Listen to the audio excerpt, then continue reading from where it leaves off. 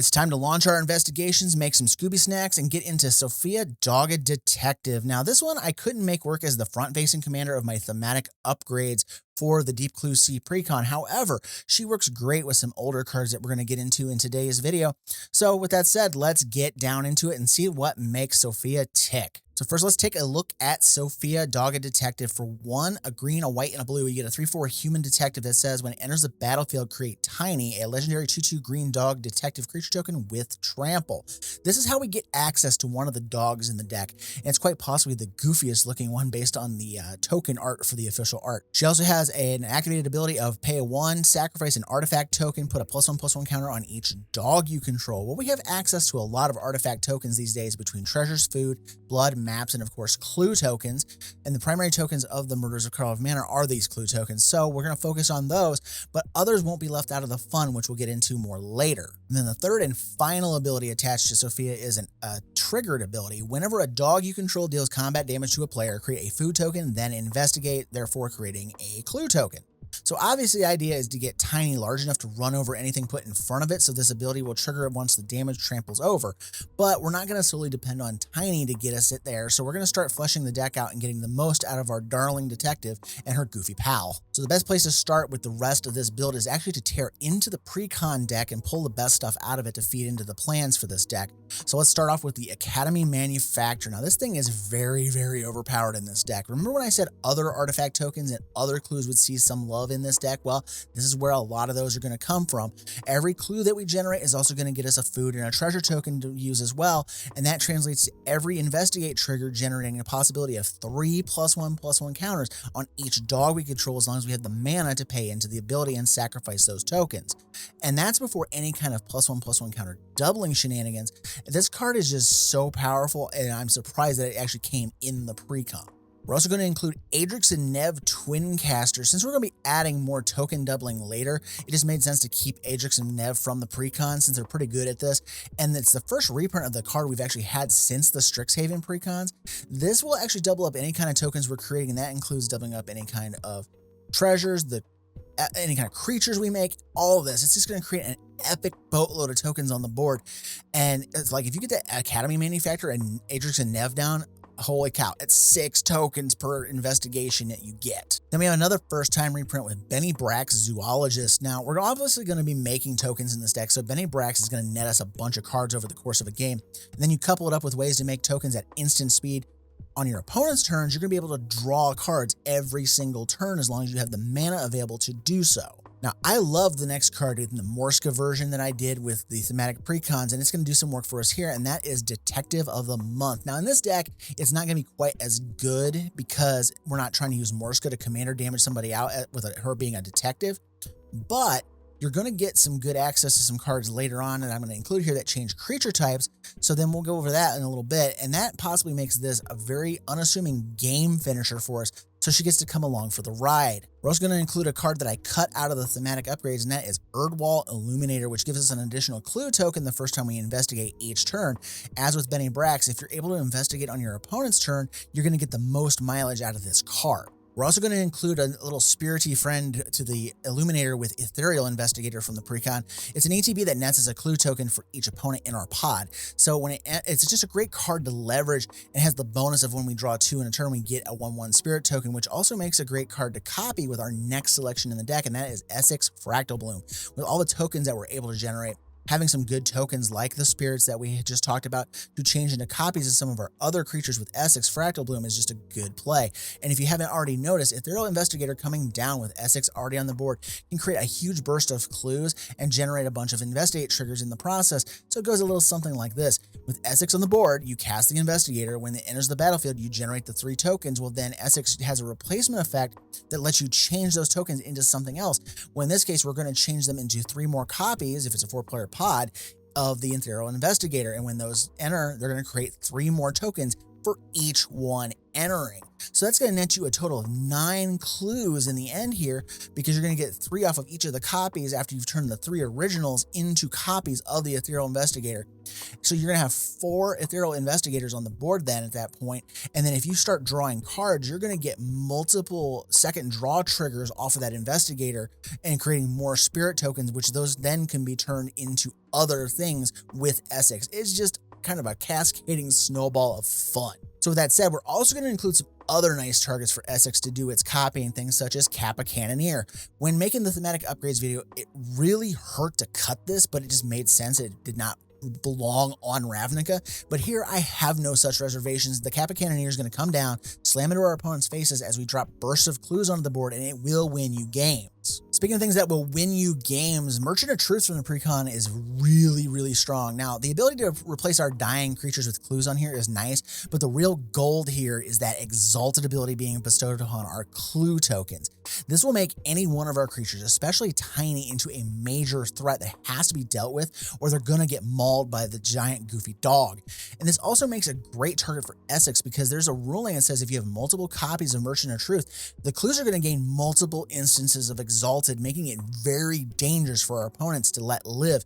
So if you create, 2 or 3 copies of this Merchant of Truth, and you have 3 or 4 tokens on the board, it's, +3/+3 or +4/+4 per token that you have generated with the clues. And then if you swing with one thing, you could have something getting like +12/+12 out of the blue, and your opponents are going to be in big trouble. Another new card from the Precon that we're going to include here is Innocuous Researcher. Now, this has a nice attack trigger on it with the parlay ability on there, so that you can, get more clues off of it. The other part, though, this is the good stuff. It's a trigger for the end of your step. It says, you can't cast spells if you untap your lands with its ability. Well, that's not really the point here. That untap is so we can start cracking clues for cards on feeding the dogs via Sophia's sacrifice ability, or drawing cards off of the clues every turn that it gets to untap like this.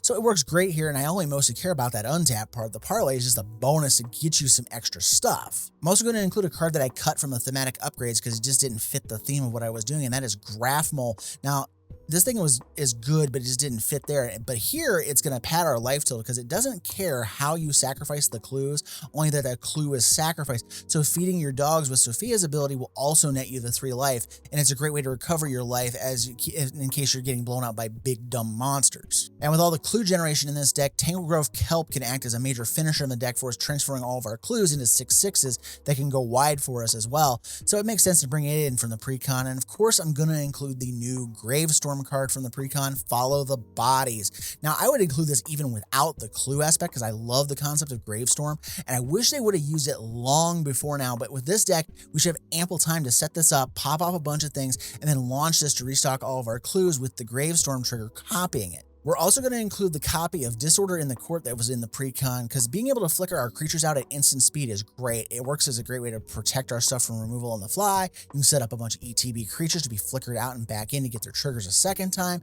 It just nets you clue tokens, and that's just the sweetener on this card. And then sometimes we just need to have creatures to go away, so the Swords to Plowshares copy that comes from the deck is just a clean, cheap way to get rid of a thing at the cost of just giving your opponent some life. And sometimes that doesn't even matter. You just want that thing to go away and be gone for the rest of the game. So we're going to have this.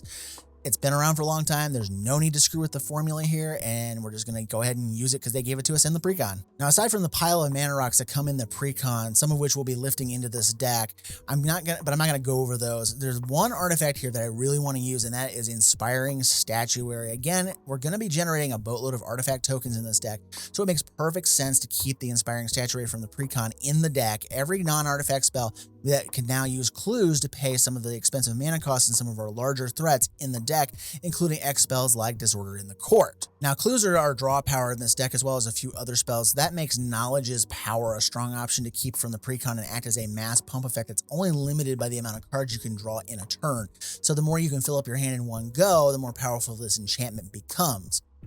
Now, that said, this deck is very mana hungry and requires a lot to play its spells, as well as continuously cracking clues.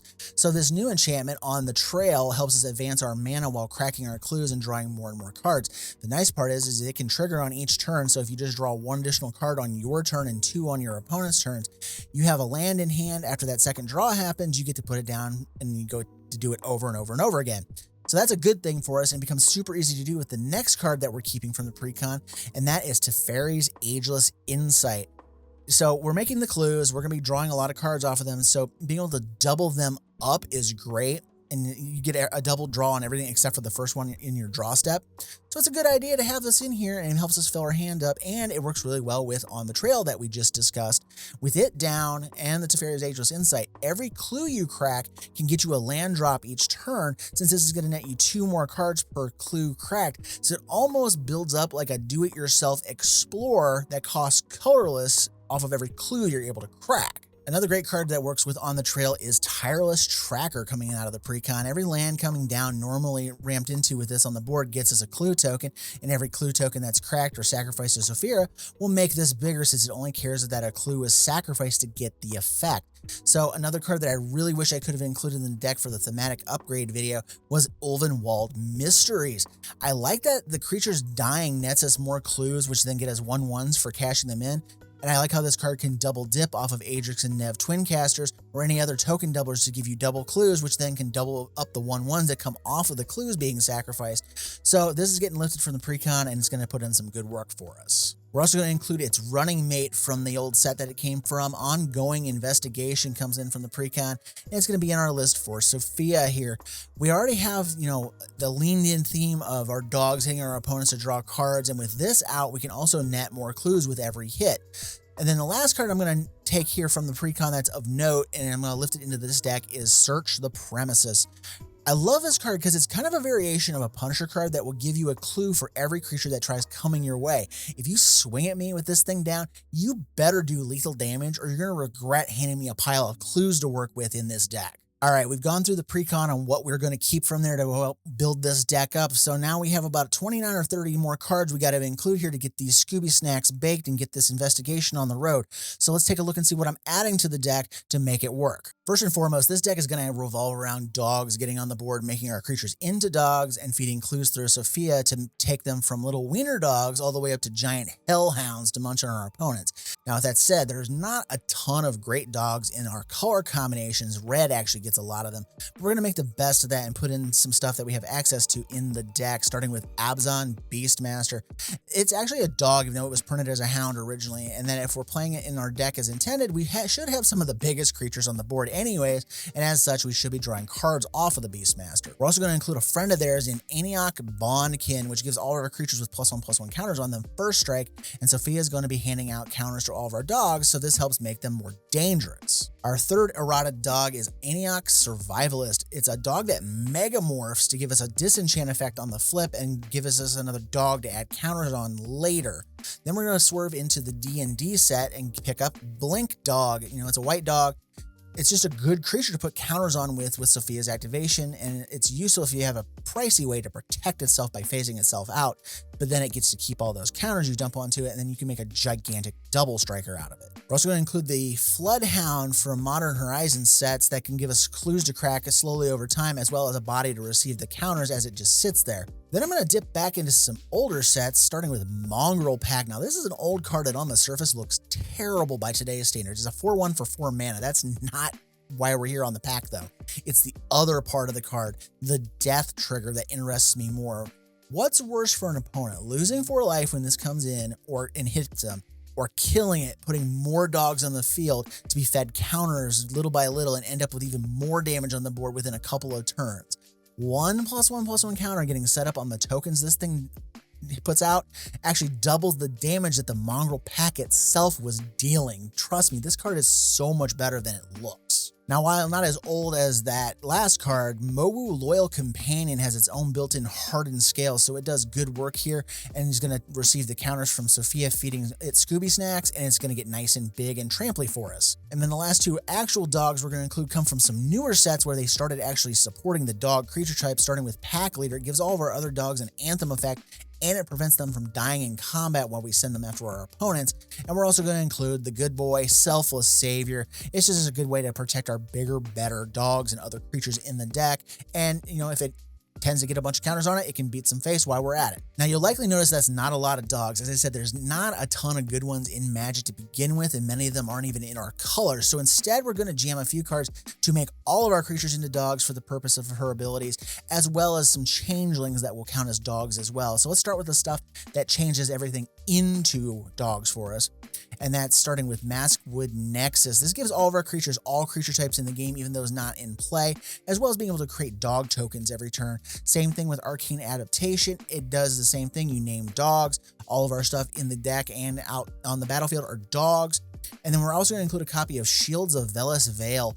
It can transform for a turn all of our stuff into dogs, and you can even do it at instant speed to sneak some creatures through. Like your opponent's like, oh, they're not dogs, I'll let them through. You instant speed turn them all into dogs. You're going to get the combat damage trigger to draw your cards, and if you have the mana available afterward, you can pump those creatures up as well to be able to boost their power up and do extra damage and surprise kill somebody quite possibly. So that covers changing all of our creatures into dogs, but we're also going to do some changelings here to push our dog count up, starting with Masked Vandal. Now this gives us a dog with an enchantment or artifact exile attached to it. We're also going to include Unsettled Mariner as a dog stand-in that will grant not only ward 1 to your creatures, but it also to yourself. So if your opponent targets you with things, you get to ask your opponent, do you pay the 1 without running Ristic Study? Oh yeah, I went there. And finally, Mirror Entity is being included here. This guy not only stands in as a dog, but it can actually temporarily make everything into all creature types, as well as changing their base power, making some of our less powerful creatures into big problems for our opponents. And this just gets better the more mana you can spare to push into this and into Sophia's ability to dump counters on your creatures. So this should work ever so nicely for our dog needs. Now let's build up our other creatures in short order here. So aside from the dogs and the dog wannabes, what other creatures can we add to this for support? Well, let's start off with Glass Dust Hulk. This is our redundancy for the Kappa Cannoneer. It's a poor man's Cannoneer to be sure, but it's a nice target for Essex, and it's a nice fallback if the dogs aren't quite cutting it and you need to finish out a game. Next up is the Forensic Gadgeteer from the main set. I've sung its praises before, and I'm going to do it again here. The Investigate trigger is a bonus, not the main feature here. I'm after the discount for cracking the clues open or activating any artifact that costs more than 1 colorless to do its thing. So that savings will add up over time, and if you get enough activations off of it, it's comparable to having one of the medallions that discount your spells of a certain color. I'm also going to include a card from the Doctor Who Precons that can actually be pretty insane card draw in this deck, and that is Danny Pink. He's a creature that gives us a card when you put at least 1+1/+1 counter on a creature for the first time in a turn. So think about that. We activate Sophia with 3 to 4 dogs on the board. We're drawing 3 to 4 cards, and we can do that once each turn. So the full turn cycle in this example, 4 artifacts to feed to Sophia and the dogs, 4 mana to activate. You could draw upwards of 16 cards before your next turn starts with this on the board. That's some powerful stuff that can outdraw even Ristic Study. Then I'm going to have to add one of my new favorite cards here in Roaming Throne. Yes, I know it's a little overused. Some people were very sick of this card. I'm not. And the caveat here for the card, though, is you have to name Detective. I know we're focusing on the dogs here, but we don't want to do that to get the most out of this card. Now, why is that? That's because the combat damage trigger that goes off when a dog deals combat damage is actually attached to Sophia. She's not giving that ability to the dogs themselves. So in order to double it, you need to name Detective. You'll also notice I didn't say human because that's the other part here. But we also have other detectives that are not humans in the deck that can get some benefit off of this. So what can we do here? We can get double detective tokens off the Detective of the Month's ability doing this. We can double the Investigates off of the Forensic Gadgeteer when you play artifacts. You can double the Parlay triggers off of the Innocuous Detective's attack trigger. You can double the Investigate triggers off the Merchant of Truth when a non-token creature dies off of this. Don't accidentally name the wrong thing here if you're going to play a version of this deck. Now, speaking of the artifacts that we want to feed to dogs, we also have a small package here to take advantage of all these tokens being made and then going to the grave. So since we have ways to make bursts of tokens, we can also have ways of using them to add counters to things with Rosie Cotton of South Lane and Yoshin Dissident. Now, Rosie Cotton looks at tokens, but Yoshin Dissident doesn't care. Any artifact coming in is going to actually trigger him. And then we can net extra food tokens off of Peregrine Took, keeping the snacks flowing for our dogs. So moving off of the creatures now, let's take a look at some instants and sorceries for the deck. The first up is going to be Expel the Interlopers. Now, sometimes you just want a board wipe that is a bit more customizable, and this fits the bill. Pick a number 0 to 10, destroy what you need to. That's what is kind of cool with this in the deck here, and why I picked it is because I'm also using Mirror Entity, which can actually lower some of our creatures down to 1/1s. Then you just pick 2 and it'll destroy everything that's 2 or higher, leaving your 1/1s in place, most likely wiping out your opponent's stuff. Just bear in mind that the counters going on your dogs is going to bring them back above whatever power level you set with the entity, and it will likely get those creatures destroyed in this kind of scenario. But anything that lives, you're going to be able to free swing and keep around. Speaking of free swinging, I'm also going to include Cyclonic Rift. Yeah. I know, it's a hated card. I get that. It's just good. And if you're running blue in a deck and you're not running Cyclonic Rift, you better have a good reason for it, such as not owning one, or you're trying to suppress the power level of your deck. Otherwise, you should be running this card.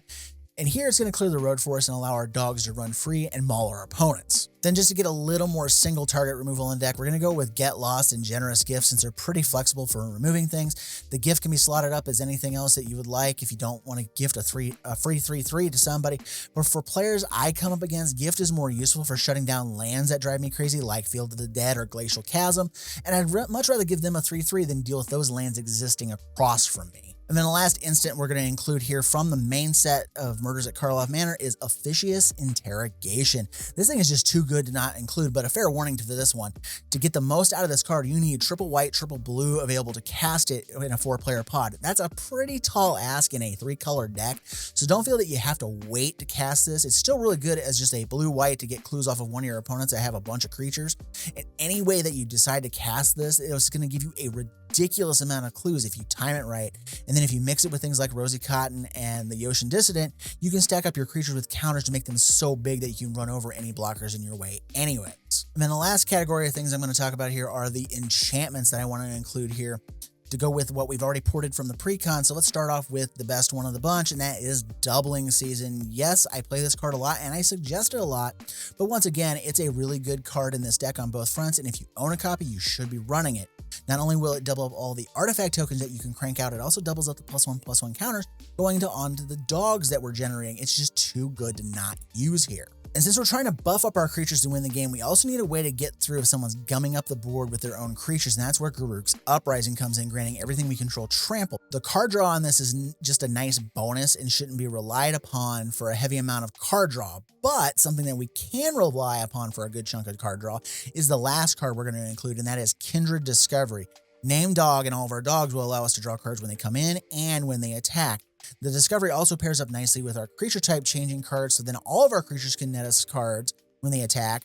And this also lines up great with Knowledge's Power, since we'll be drawing cards as we begin our attack, pumping the creatures up by however many attackers that match the creature type on the Discovery, as well as drawing those cards. So that makes for a very powerful 1-2 punch. So what did you guys think? I hope the video was worth the wait. I'm sorry it took so long to get this out. I just kept waffling back and forth on my card choices, but this is what I got for you guys today.